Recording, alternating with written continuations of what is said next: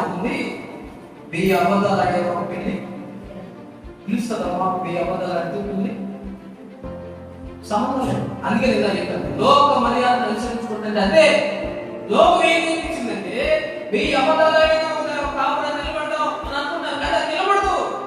2 రోజులు విడిపోతే ఏం చేస్తుంది? అబద్ధాలతో నిలుస్తుందా? నమ్మకం పోదా?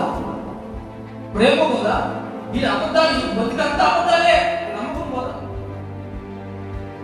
అబద్ధం జీవితాన్ని మార్చేస్తా. ఐడియా అంటారు కానీ ఒక అబద్ధం జీవితాన్ని మార్చేస్తా.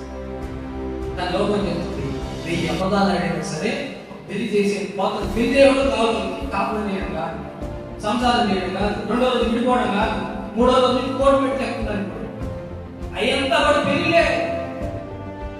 ఈ అబద్ధం లోకం అనుసరిస్తే అదే కథ. లేఖనాలు అనుసరిస్తున్నాయి తెలుసా? సత్యము. హల్లెలూయా. ఈ వెలుగు సత్యములో ఉంటుంది కనుక ఈ వెలుగు అలాగే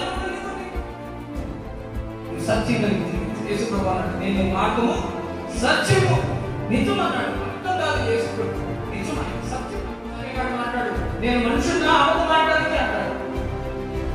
నేను పశ్చాత్తాపడేది మనుషులు కాదే, అబద్ధం చెప్పి మళ్ళీ పశ్చాత్తాపడి మళ్ళీ బాగుపడి మళ్ళీ బాగా మాట్లాడి మంచిగా మాట్లాడేందుకు తట్టుకోలేదు. నేను మనుషులు కాదు. మనుషులు చేసే పనులంతా కూడా ఇలా. అందుకని అంటాడు, మీరు లోకానికి వెలుగుగా ఉండాలంటే ఆ వెలుగు దేని వెలుగుకోవాలంటే నీ నీతిలో, నీ పరిశుద్ధతలో, నీ మంచితనంలో నీ ఆ వెలుగును కనపరుచుకోవాలి. హల్లెలూయా.